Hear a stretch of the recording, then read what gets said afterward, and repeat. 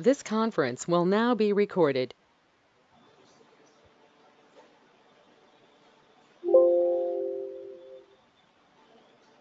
Okay.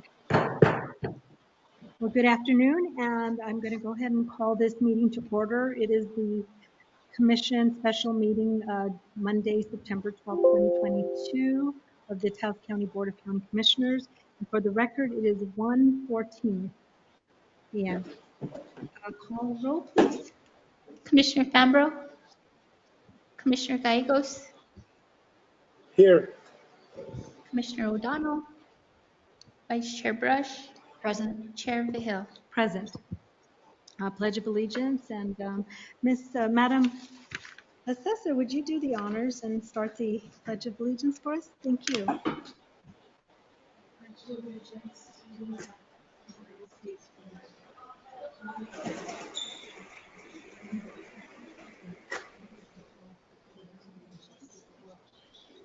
Thank you. And is there a motion to approve the agenda? So moved, Madam Chair. Second. Okay, there's a motion and a second to approve the agenda. Call for the vote, please. Commissioner Gallegos, Yes. Vice Chair Brush, yes, Chair Vihil. Yes. Okay, citizens' concerns, and it looks like there's just a couple of folks online. Or Ms. Gonzalez, if you would like to speak or have any comments, you can unmute yourself. And seeing none, let's go ahead and move forward then. We are under Department Matters now, approval of the 2022 property tax rates for Taos County, and our Honorable Maria Dimas is with us. County Assessor. Thank you.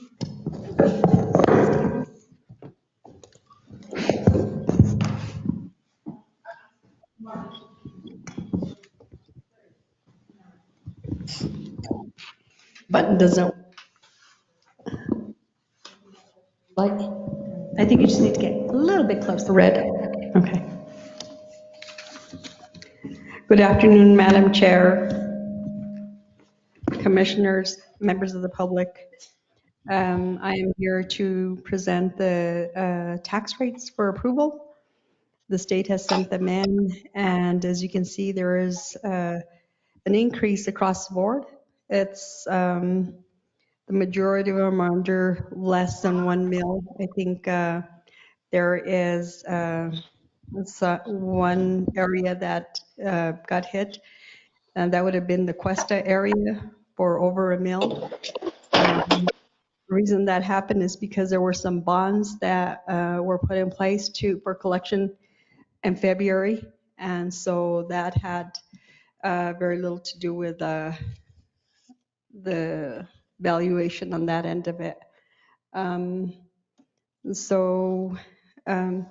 included for you on this presentation the prior year's taxes, the current year taxes, the differences. This year I went ahead and I supplied the sub-districts and districts along with that to make it a little bit more easier to understand, if you will. So with that being said, I stand for any questions. Yes, I'd like to ask a few questions, but first of all, I wanted to thank you for your efforts in putting this together. This looks really, really good, easy to follow and easy to understand where the increases and decreases. So thank you for that. You're welcome. Much appreciated. My questions are, I was noticing there's 3 districts that have increased in tax rate. I believe, and I'm just going to go ahead for the record to show that I see in District 9NR, which you did indicate Cuesta, did go up by 1.606 and on the residential side, and on the non it's 1.518. And also it happened in Red River, residential and non. And also in the 9 out area, which is the outside of the Cuesta limits, and including Cerro, Versivia, Sunshine, La Lama, Costilla, that area in the north. Those increases, and you did indicate it was due to a bond. Can you point out where that would show up on the increase in the tax rate? Because I guess, and I'm just looking at it really quickly, but I don't see where that bond would have been. I didn't include the bond because this was, when we realized that it had gone up, we went ahead and reached out to the state, and they supplied us with a statement reflecting Series 2009 and 2010 respectively bonds that were put in place for the 2022 general obligation refunding bonds from the New Mexico Finance Authority. The issuance of those bonds was to cause the debt service to go up, and those are allowed to go up with whenever a district requests a refund, whatever the case may be. It creates that tick up in the rate. So those are the Series 2009 and Series 2010 bonds.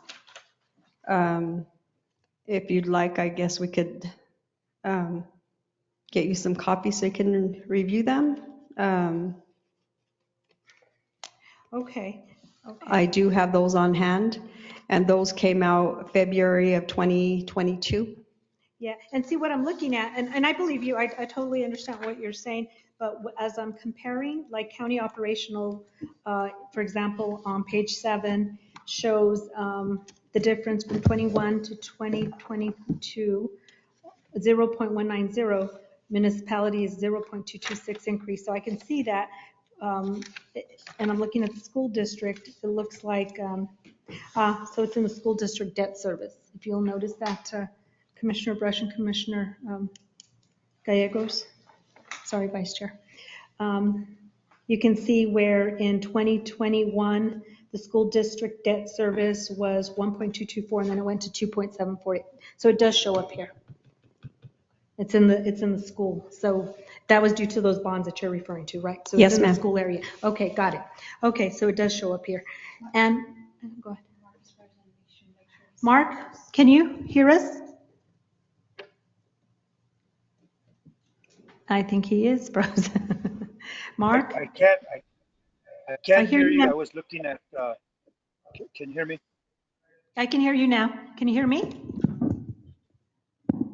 Okay, yeah, so I was listening. I was just looking at the paperwork Maria sent us. I have to get off one screen to do all this stuff on my laptop. Mark So doesn't have, Commissioner uh, Gallegos doesn't have this one, does he? I Oh, I set it I on the have it counter. Sorry about that, Mark. I didn't realize you I weren't have going to the be here. PDF. Okay. Yeah, that's So okay, but I'm listening, oh, that didn't Okay, have. but from got the it. PDF I can see. Yeah. Okay. Yeah, you don't have the comparison. It's on your seat here. Okay. And then my It's on other my desk. question is on page 8. I noticed that the 9 out non-residential, there is a difference in the value, taxable value. It went down by $765,035. That is taxable value. But do you know what that might be?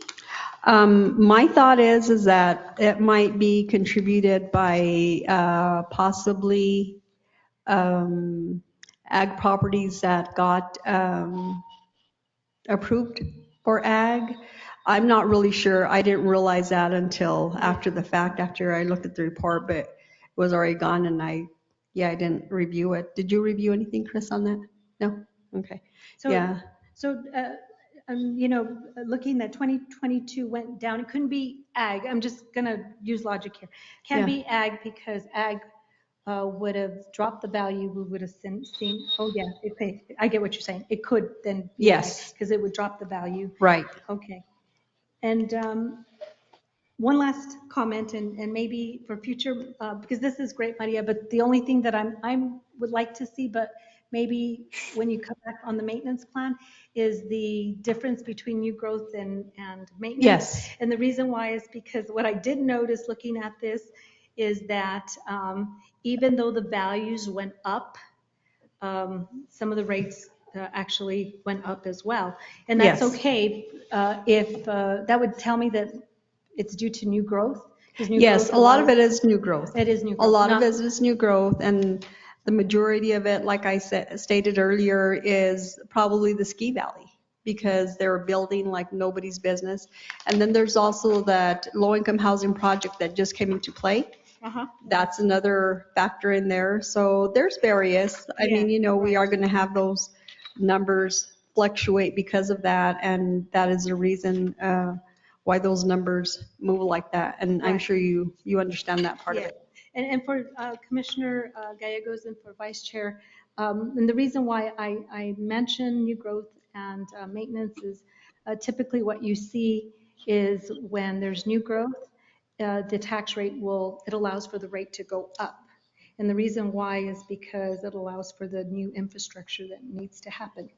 If there's maintenance, let's say people are fixing their roofs and just maintaining, that typically allows the rate to drop.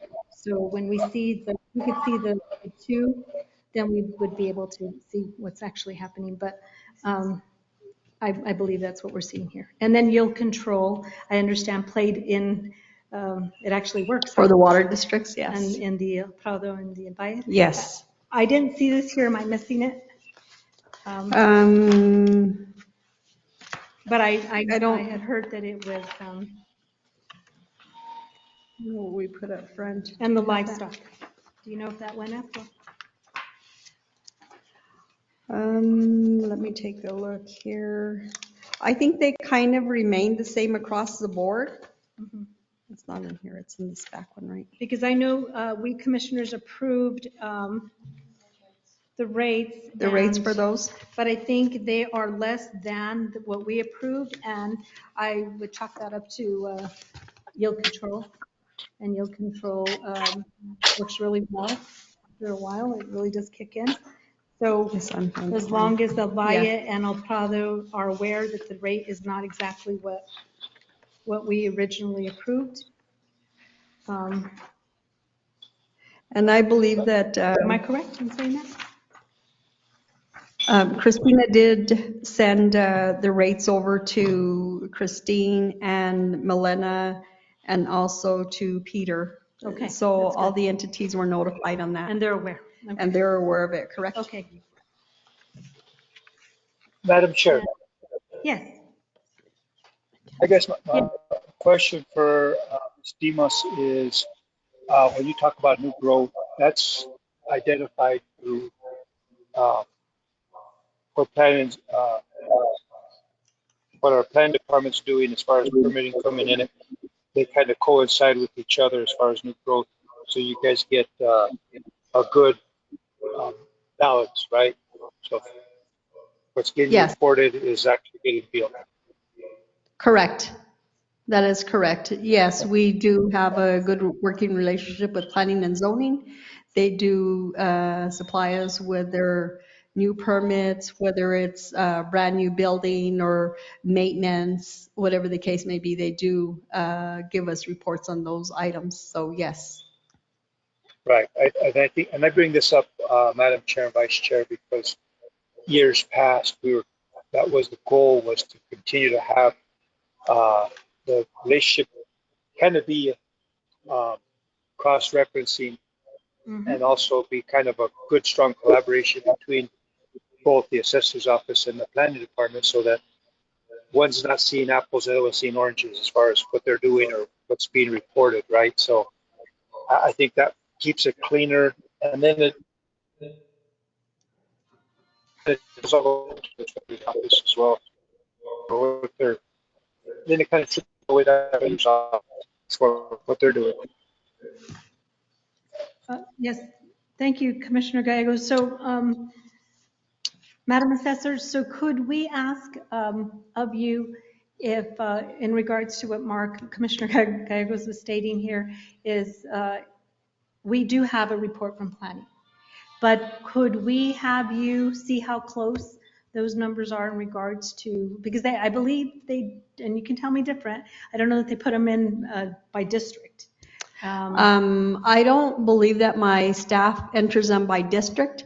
I think that they do enter as a new permit.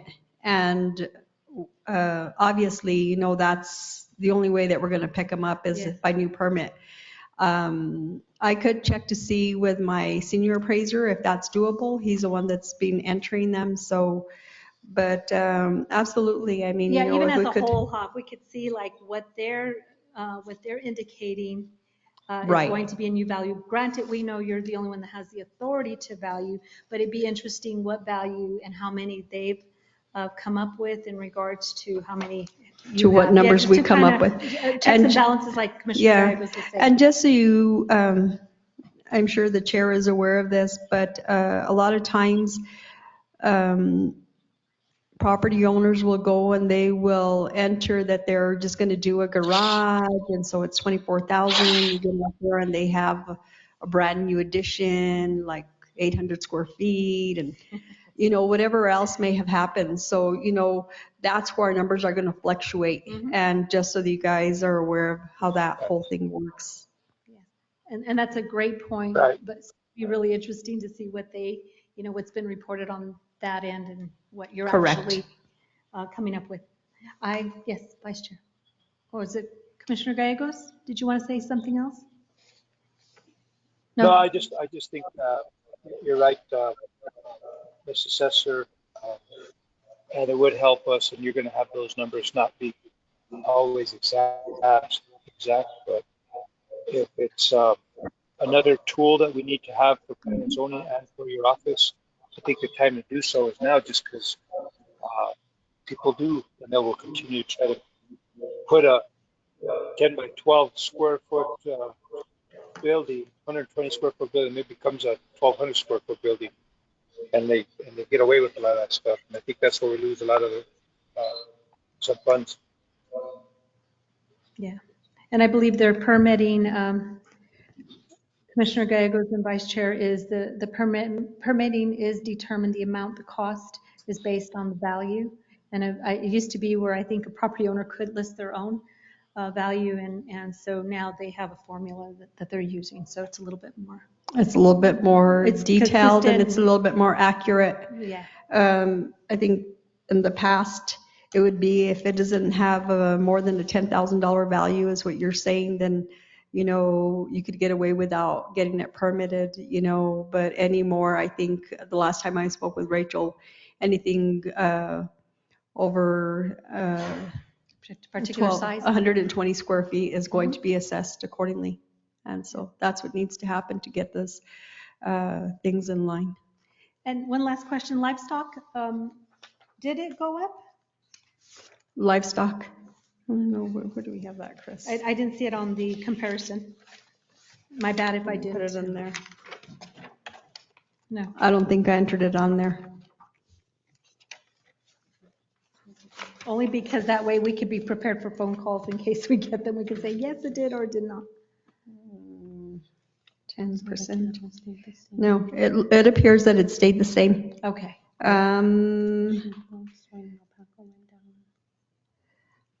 There's a small fluctuation, but I mean, it's not. Nothing significant. It's nothing significant. Up or down? In what area? Pretty much. The bison went down. Wow, interesting. Not very much. Yeah. There's minimal. Okay. Any other questions, commissioners? Madam Chair, Yes. question. Is this something that could be addressed, maybe not with this commission this calendar year, but the next commission's opportunity to reevaluate their livestock costs?